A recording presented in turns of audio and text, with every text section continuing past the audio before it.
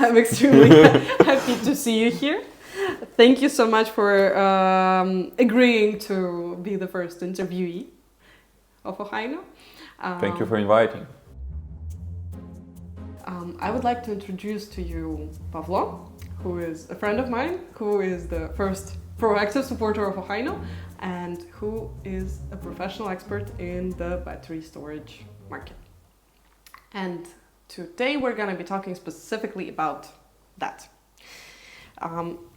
In general, why battery storage? Just to give like a very smooth jump into the topic, renewable energy has been a huge buzz throughout the European Union for quite some time, more than I'm alive, I believe.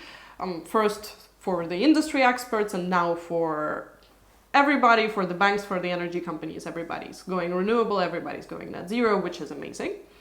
Yet, it's extremely interesting that, as you might remember, if you were watching our TikToks and Reels, the energy system should always be balanced, right? So the demand should always be equal supply, which basically allowed us to power our system with fossil fuels for quite some time, because you burn them as much as you want, and that's how you create the supply to match any type of demand. Renewables work in a slightly different way. What renewables do is they fluctuate because we don't have the sun at night, we don't have that much sun during winter time. Wind is also, it's a bit more stable, as in we have it throughout the whole day, yet it fluctuates throughout the day. So how do we create a carbon neutral or carbon negative energy system given the fluctuations in renewables? That's exactly the question I'm asking you. Yeah, it's actually pretty interesting question. I'd say, as you mentioned already, the main, not problem, but issue with renewable energy is that renewable energy production cannot be 100% accurately be forecasted. It says, for example, if we have some wind farms or wind parks and we have sold some energy for tomorrow night, we are operating only on the basis of our forecast. For example, our forecast says that, for example, from 9 to 10 next day will produce 2 megawatt hours. But for some reasons, and I guess everyone knows it, our weather forecasts are not very accurate. No, never. Let's say so. Yeah, and because of that, for some reason, wind doesn't blow or something like that. And that's why we have produced less. So this is how this imbalance comes to be in our power system. Actually, the same goes to the solar panels. But with solar panels, I'd say it's much more easier in comparison to the wind parks to make forecasts, because wind is pretty much not a black box, but it's very, very, very hard to accurately predict how much wind is going to be tomorrow. I will stop you here just for a brief second. You mentioned that, for example, we can forecast 2 megawatt hours of energy production, right? We've once been onto this topic, and I want to make a circle back to it. What are megawatt hours? What is the difference between megawatts and megawatt hours? How does it work? It's actually pretty easy, and at the same time it's pretty hard question, I'd say. The main idea, how can you understand this? Megawatt is like simply measure of output. Let's say you produce 1 MW every second. And if you are doing it for 1 hour, you have 1 megawatt hour. And it's basically like that we are measuring our energy in these megawatt hours. In your checks that you pay for your electricity at home, you can see this in kilowatt hours. So it's basically when 1 megawatt hour, it's basically a situation where you have one device that consumes 1 megawatt every given moment of time for 1 hour.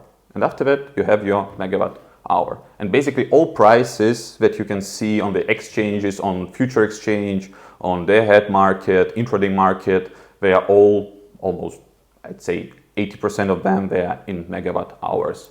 For the labeling of production units, or for example, wind, they're typically labeled in megawatts, not megawatt hours.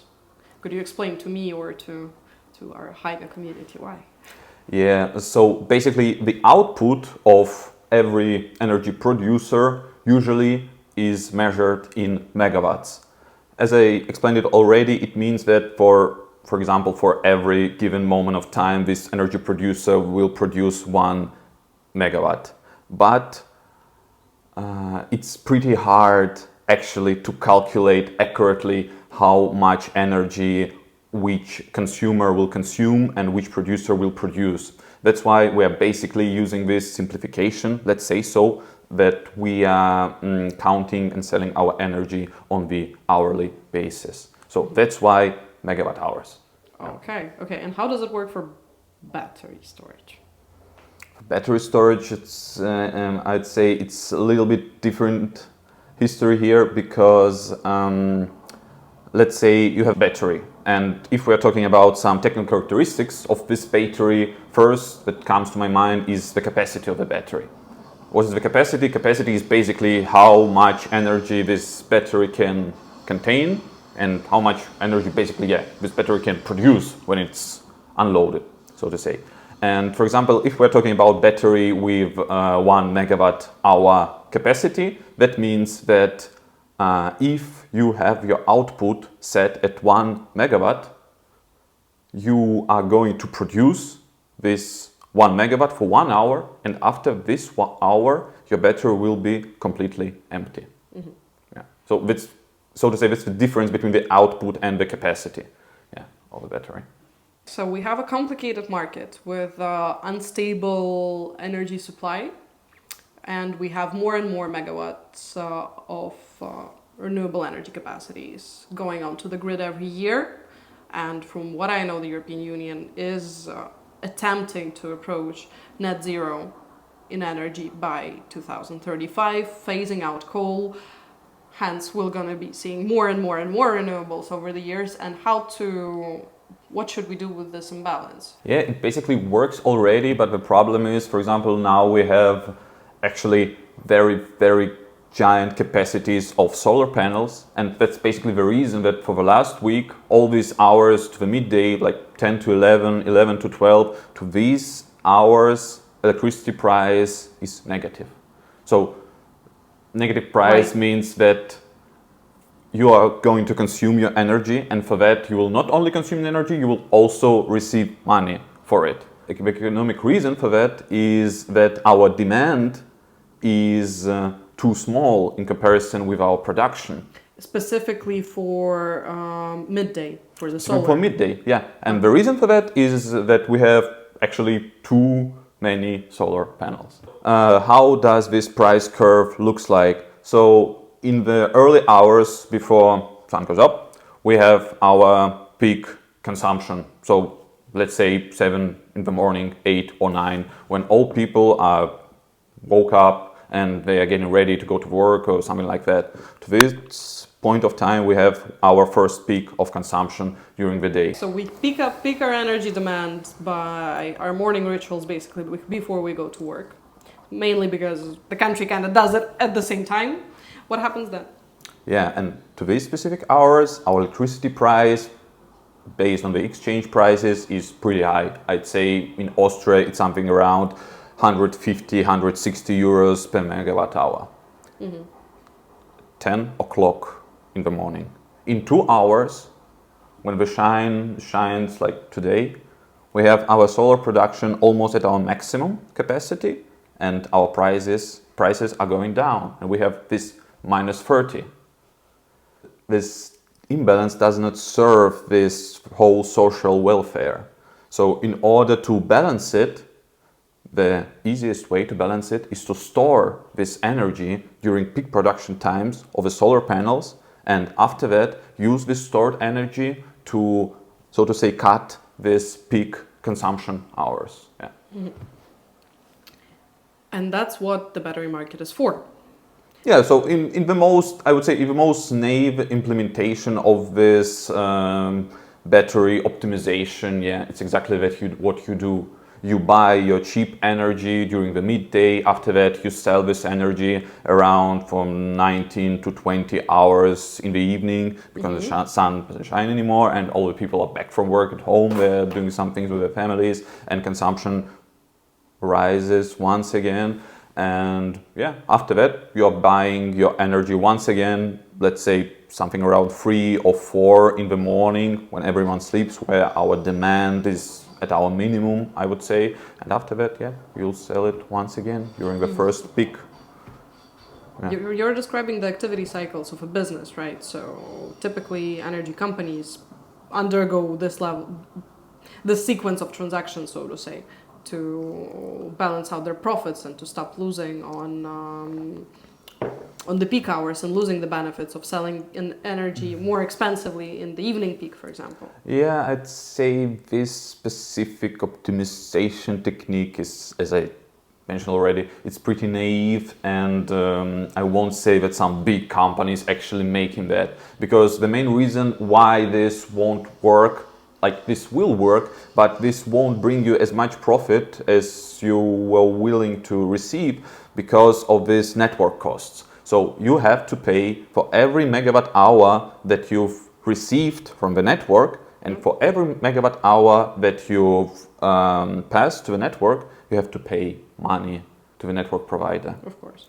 And yeah, actually in the recent years, these fees, they have risen pretty drastically, I'd say. And in Austria.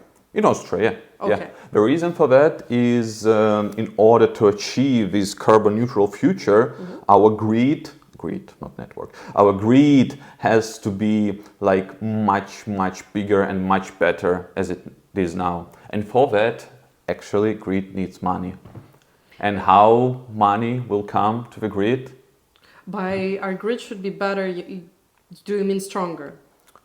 Not only stronger, but we have to have much more connections. Because as far as I know right now, if we, for example, right now have somewhere our battery and we want to have a connection to this battery, we have to wait for around 1 or 2 years. Yeah, of course. Across many European Union countries, that's the same. The processing time for grid connections and grid securing, it's a lot, and specifically with a more dispersed distribution. So with renewable energy sources, they are typically smaller units than, for example, thermal energy plant is. So there's just literally more of them. They need more connection points, and TSOs are not handling that quite on time. They're very much understaffed in the majority of European Union countries. So that's something we'll have to see unfolding in the nearest future. Yeah.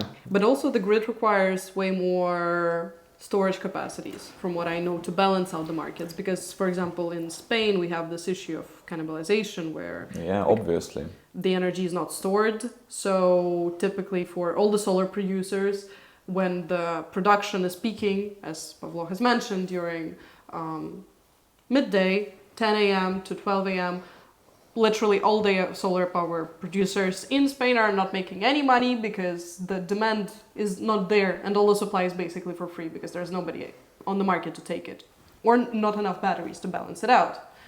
What do you think about this? Yeah, but I'd like to add one small adjustment to what I said previously about these grids. Why actually our grid has to be better is that if we are really wanted to achieve our carbon neutral future by the year 2050 in Austria, by the year 2030, we have to increase our solar output at least by 200%. Right now we have our solar output in Austria by 7 gigawatts. 7 gigawatts, this is actually incredibly many gigawatts, I would say. But that's quite low for the whole country. Our peak of consumption is less than 7 gigawatts. Okay. That's the reason. For Germany, it's not so much, but Germany has, I'd say, more than 50 or even more. And in addition to that, we have to build, furthermore, at least 14 gigawatts of solar output. So can you imagine? In Austria. In Austria, yeah. In Austria, like this additional 200%, this goes for all European countries in the average, but for Austria it's like 190%, yeah. But can you imagine that we'll have, instead of 7 gigawatts, we'll have 21 gigawatt of solar output, of solar production. And that's only solar. Wind is probably also going to increase. Yeah. Of course. Yeah, exactly. And our grid has to be capable to work with this. But for now, it's like a very, very big challenge for the grid, especially for the APG, for Austrian power grid. That's why these grid costs are going to rise in the near future. They have risen already, but they will rise because, this is actually the pretty big thing that has to be implemented right now, because without good grid, I'd say so, it will be impossible to achieve carbon neutral future. And as you've mentioned already, that in some southern countries like Spain and I think Italy also, there is this pretty giant cannibalization of profits for solar energy producers during the midday. And for now it works because all these producers, they are receiving this money from the government, so they are not in a deficit, they are still profitable. But this model actually, in my opinion, it is not very sustainable for the future, because at some point either money will run out or some people will start to think that, hey, why should I pay so much money for this negative priced energy, just for these energy producers to be happy? And how we actually can fight it and how can we work with it? Actually for that we have storage. So basically for now, before the era of the batteries, I won't say that now we are in the era of the batteries, but we are somewhere near that. Before this era, the main storage system for the electricity, like the most efficient, I'd say, was pump storage. So I guess, should I explain how pump storage works? Yeah, would be nice. So basically, pump storage is, let's say you have a mountain. On the top of the mountain, you have one lake, and you have one lake at the bottom of the mountain. And when the water goes from the upper lake to the bottom lake, the energy will be produced because turbines will get to work. So it's a classical hydropower plant. It's not exactly... When the water goes from top to bottom, it kind of works as a classical hydropower plant. Yeah, but when the water goes from bottom to the top, this can be achieved by using some generators, some turbines. It will push the water to the top. This is basically when you consume the energy, and by moving water to the top of the mountain, basically, you are saving your energy for the future production. And contributing to some of the market demand. So basically, if your supply tops up, you take some of it to balance it out. Basically it's the same. So the main idea, like the main business idea, but these power plants are usually, as far as I know, not private. They're at least partly belong to some government, and they are strictly regulated. But the main idea for them, like when we're talking about profits, you buy when the energy is cheap and you sell it when it is expensive. You trade. You trade. It's like the same like with the batteries, but on the much bigger scale. But if we have that, why do we also have batteries? What are the downturns of that business model? The reason for that is it's not so simple to build such kind of a power plant. And as far as I know, in Austria, we've already used like 89% of all possible hydro electricity production opportunities. So for that purpose, we basically, we're already at the limit. But for other countries, for example, if they choose batteries or pumped hydro, where should they go? For other countries, it's also almost already at the limit. So, for example, these northern countries, Norway, for example, they historically they have very, very cheap power. Mm-hmm. And the reason for that is that I think 100% of Norway power is generated by water power plants. Yeah, but they're already at their limit. Okay. And what about other countries that are located in southern Europe, like Italy? Not so much fluctuation in heights in the last Yeah. city. Yeah. Yeah, True. and I guess it's like it is a pretty big project to do. That's the same. It sounds a bit like the same issue we have with nuclear, because if any hydropower plant or pumped hydro storage, they're also on this sort of line of sustainability. They're not 100% sustainable because you have to disturb the natural habitat. You still need to change it. You need still to dig an artificial lake or interact with a real lake. For hydro, it's still, because of the pipes, it still disturbs the fauna, it still disturbs the fish, basically. So it's kind of on this verge of not perfect renewables in terms of their environmental input. And I guess that's also some sort of a space where batteries play a better role. Yeah, definitely. And the market actually hopes that in the near future batteries will cost much less than they cost right now. Why do we have that hope? We have to hope. I can talk for hours about that, yeah, please.